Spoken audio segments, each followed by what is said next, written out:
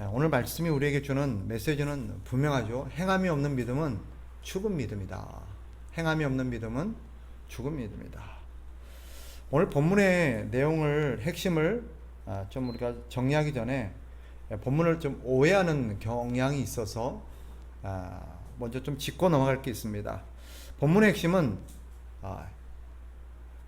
행위로 구원을 받는다라는 것을 말하는 게 결코 아닙니다. 행위를 강조하고 있지만 우리의 어떤 행위로 우리가 구원을 얻는다라는 것을 말하려는 게 결단코 아니라는 것을 우리가 기억해야 합니다. 또 믿음은 특정한 어떤 행동들을 해야 된다. 특정한 행동들을 하는 것이 믿음이다라고 말하는 것도 아닙니다.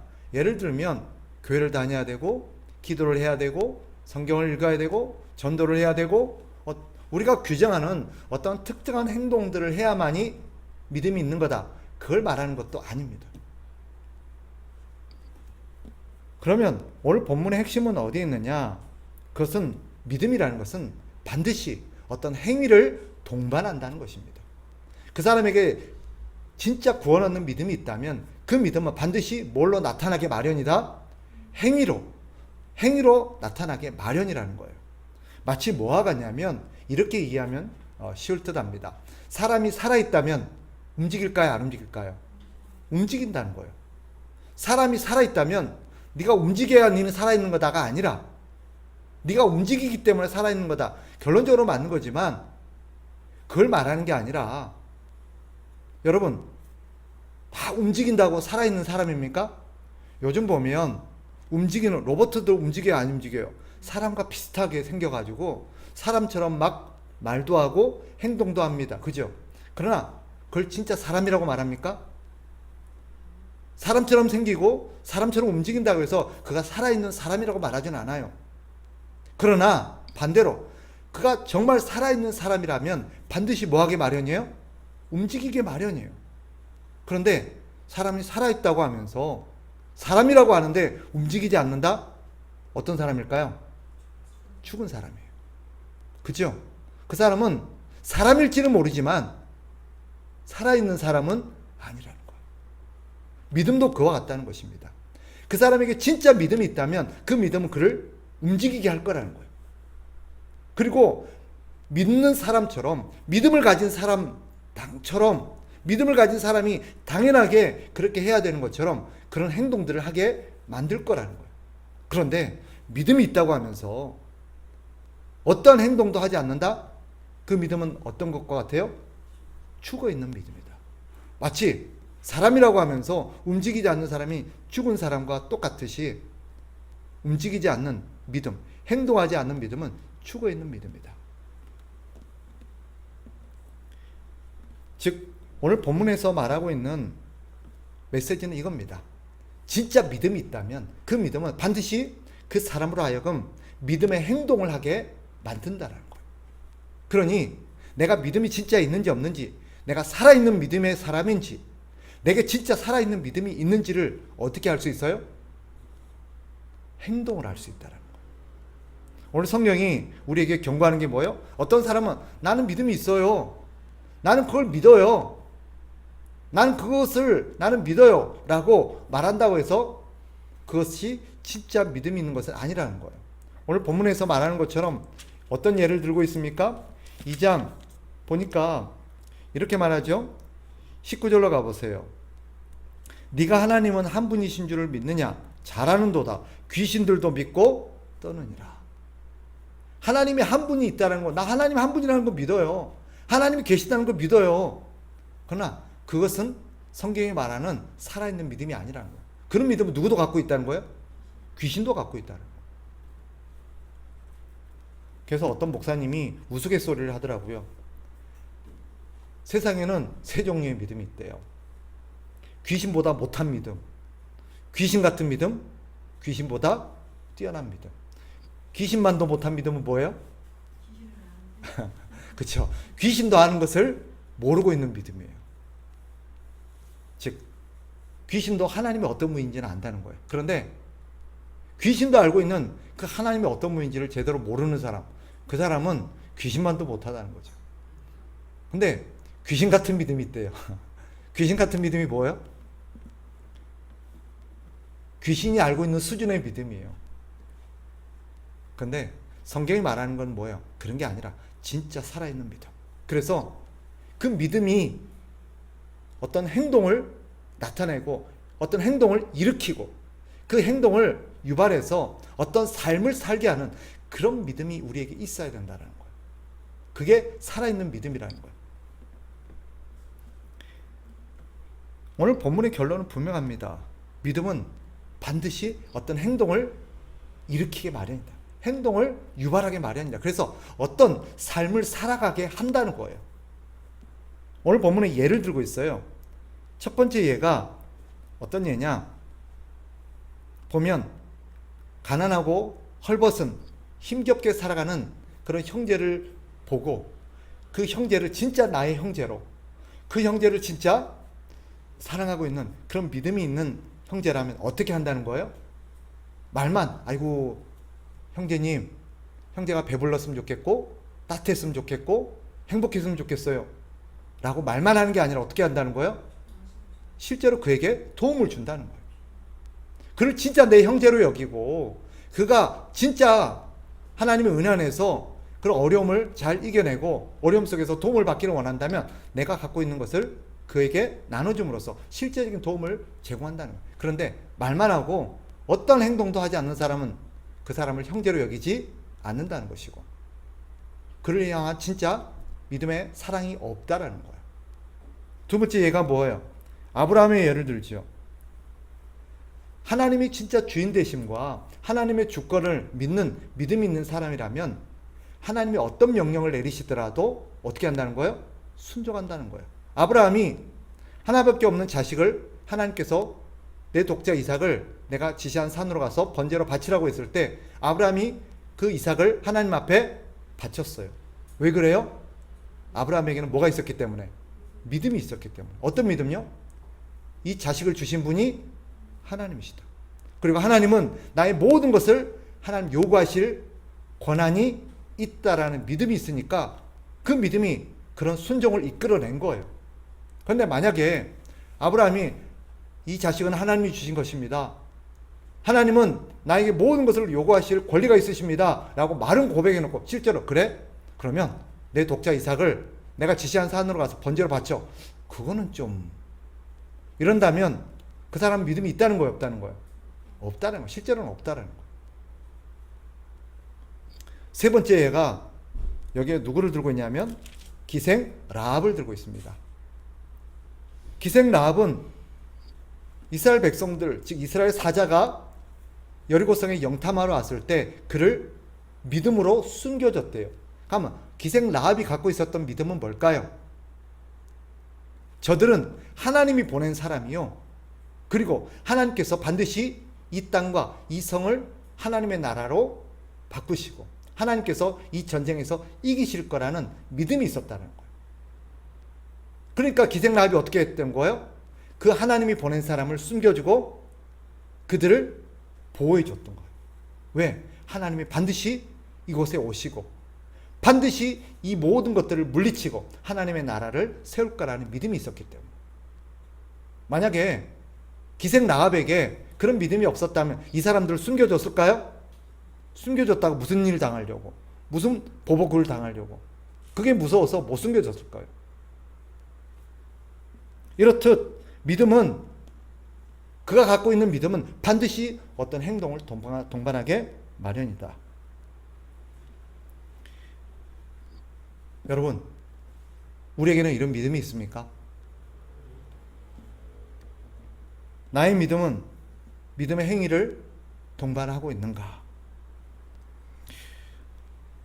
믿음은 어떤 지식에 동의하는 게 아닙니다. 어떤 내용을 알고 있는 것도 아닙니다. 믿음은 반드시 행위로 나타나야 합니다. 따라합시다. 믿음은 행위를 동반한다. 예를 들면 저와 여러분에게 이런 믿음이 있기를 축복합니다. 만약에 저와 여러분들이 진짜로 하나님을 믿고 이 세상이 하나님의 손안에 있고 내 인생이 하나님의 손안에 있다는 것을 믿는다면 여러분 믿으세요? 진짜 믿으세요? 내 인생이 하나님의 손안에 있고 이 모든 세상들이 하나님의 뜻대로 된다는 것을 믿는다면 그 믿음은 반드시 어떤 행위로 나타나느냐? 따라합시다. 기도라는 행위로 나타난다. 그가 왜 기도합니까? 기도한다는 것은 이 모든 것이 누구에게 달렸다는 걸 믿는 거예요? 하나님께 달렸다는 걸 믿기 때문입니다. 내가 이 일에 성공하고 안 하고는, 내가 살고 죽고는 하나님의 손에 달려있다는 걸 믿기 때문에 뭐 하는 거예요? 기도하는 거예요. 그런데 기도하지 않는다? 무슨 말이에요? 하나님을 믿지 않는다는 거예요. 이 일의 성패가 하나님의 손에 달렸다는 걸 믿지 않기 때문에 기도하지 않는 거예요. 어떤 사람이 같은 맥락에서 나는 하나님이 세상을 창조하셨고 하나님이 세상을 다스리시고 나는 내 인생이 하나님의 손안에 있다는 걸 믿습니다. 그렇게 말을 해요. 그런데 말만 하고 기도를 안 해요. 그러면 이 사람의 믿음을 어떻게 해야 될까? 그 믿음은 죽은 믿음이라는 거. 또 여러분에게 이런 믿음이 있기를 축복합니다. 성경이 진짜 하나님의 말씀을 믿으십니까?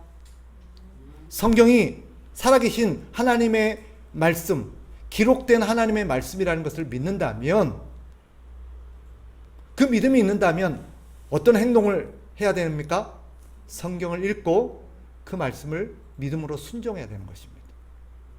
근데 어떤 사람이 나는 성경이 하나님의 말씀이라는 걸 믿어요 라고 하면서 성경을 안 읽어요. 그리고 성경이 하라는 대로 안 해요. 그는 말로는 그렇게 고백하는지 모르지만 그 사람은 진짜 성경이 하나님의 말씀이라는 것을 믿지 않는 거예요. 마지막 한 가지만 더 얘기합시다. 여러분, 우리가 하나님의 은혜로 산다는 것을 믿습니까? 매일매일 우리에게 주어진 것이 하나님의 은혜요. 오늘도 살아갈 수 있는 것이 아까 우리가 찬양했던 것처럼 하나님의 은혜라는 것을 믿으세요? 네. 그렇다면 진짜 그런 믿음이 있다면, 그런 하나님의 은혜로 산다는 것을 믿는 사람이라면 어떤 행동을 하게 마련이라는 거예요. 그게 뭘까요? 성경이 가르치는 것처럼 믿음이 있다면, 우리가 하나님의 매일매일 은혜로 살아간다는 걸 믿는다면 하나님께서 우리에게 요구하신 게 있었어요. 그게 뭐예요? 주일날은, 즉 안식일은 일을 멈추고 하나님 앞에 나와서 뭐 해라? 예배하라는 거예요. 그 믿음은 무엇에 대한 믿음이에요? 사람이 떡으로 사는 게 아니라 하나님의 입에서 나오는 말씀으로 산다는 것을 믿기 때문이에요. 이게 다르게 표현하면 하나님의 은혜로 산다는 것을 믿는 신앙의 고백인 것입니다. 그가 내 노력과 내 힘으로 사는 게 아니라 하나님의 은혜로 삽니다라는 고백이 진짜 있다면 그 사람은 평소에 열심히 일할지라도 주일날은 일을 멈추고 하나님 앞에 나와서 하나님 앞에 예배하는 것을 우선으로 둘 것입니다. 물론 특별한 경우가 있죠. 하나님의 은혜로 사는 걸 믿지만 우리가 주일을 온전히 지킬 수 없는, 주일날이라고 해서 하나님 앞에 예배할 수 없는 특별한 상황에 처해 있는 사람들도 있습니다. 그런 걸 제외하고 일반적인 경우에 그렇게 하지 않아도 됨에도 불구하고 그런 믿음이 없어서, 그런 살아있는 믿음이 없기 때문에 일을 멈출 수 없는 사람, 일을 쉴 수 없는 사람, 하나님 앞에 나와서 예배할 수 없는 사람, 이런 사람은 말로는 저는 하나님의 은혜로 살아요, 하나님 은혜 없으면 못 살아요 라고 말할지 모르지만 실제로는 그 사람은 그런 믿음이 없는 것일 수도 있습니다. 말씀을 정리하겠습니다. 그렇다면 하나님께서 왜 우리에게 너희가 믿음이 있다면 그 믿음을 행동으로 증명해라 라고 요구할까요? 왜 하나님은 자꾸 거듭 믿음이 있다면 행동으로 나타나야지 라고 하나님께서 강조할까요? 그리고 마치 오늘 본문의 뉘앙스는 너는 행동이 없으면 안 돼, 반드시 믿음은 행동을 유발하고 행동을 동반해야 돼 라고 행동을 강조할까요? 오늘 본문에 좀 줄을 꺼놓으셔도 좋겠습니다. 2장 거듭 강조하는 게 있어요. 그게 뭐냐면 2장 14절에 이 표현입니다. 행함이 없으면 무슨 유익이 있으리요. 무슨 유익이 있으리요. 또 16절에도 끝에 보면 무슨 유익이 있으리요. 믿음이 없으면 그리고 그 믿음을 진짜 행동으로 나타나는 그런 믿음이 없으면 어떻다는 거예요? 우리의 신앙에 아무런 유익이 없다는 거예요. 믿음을 가지면 뭐예요? 믿음이 있다고 말하면 뭐예요? 아무런 유익이 없는 믿음이라는 거예요. 아무리 그런 믿음이 있다고 하면서 하나님을 믿는다고 하면서 신앙생활을 한들 이런 진짜 믿음이 없으면 아무런 유익이 없다는 거예요. 그러니 하나님께서는 이 본문을 통해서 우리의 행위가 있는가를 강조함으로써 우리에게 진짜 믿음이 있는가를 살피라 보라는 거예요. 그 믿음이 있어야만 너희가 진정한 유익을 누릴 수 있다는 것입니다. 그러면 여기서 말하는 유익이 뭘까요? 1차적으로는 14절 끝에 보면 행함이 없으면 무슨 유익이 있으리요? 그 믿음이 능히 너희를 뭐 하겠느냐? 구원하겠느냐라고 말하고 있습니다. 그러니까 여기서 말하는 믿음이라는 것은 이 유익이라는 건 뭐예요? 우리 구원을 말하는 구원.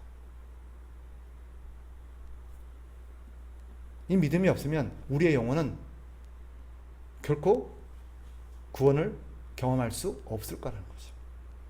그리고 그 구원으로 인해서 우리에게 주어지는 어떠한 유익들도 누릴 수 없을 거다. 그러니 어떻게 하라는 거죠? 오늘 본문을 통해서 너희 믿음을 확인하고 살피라는 거예요. 그리고 그 믿음이 정말 있는지, 그 믿음이 있다면 너희 말이 아니라 생각이 아니라 행동으로 증명하라는 거예요. 행동으로 증명하라. 행동하지 못한다면, 행동으로 증명하지 못한다면 너는 죽은 믿음이니 그 다음 우리가 해야 될 게 있습니다. 뭐예요? 죽어있는, 믿음이 죽어있다고 결론 내는 사람들은 하나님 앞에 나와서 살려달라고 기도해야 됩니다. 하나님, 내 믿음이 죽어있는 것 같습니다. 나는 믿음이 있다고 생각했는데, 나는 살아있다고 생각했는데 실상 나는 죽은 자였습니다. 하나님, 나를 살려주십시오 라고 하나님 앞에 기도해야 됩니다. 그렇지 않으면 괜찮겠거니 뭐 나도 믿음이 있는데 라고 자기를 속이고 기만하는 그런 삶이라면 나중에 그 믿음이 얼마나 자기 인생을 속이는지를 경험하게 될 거라는 거예요. 그러나 여러분, 여러분의 믿음을 있으면 그 믿음이 행동으로 나타나는지를 확인하십시오. 그리고 여러분의 믿음을 행동으로 증명하십시오. 그리고 믿음이 없다는 결론이 난다면 하나님 앞에 살려달라고 기도하는 그런 사람 되시기를 주의 이름으로 축복합니다.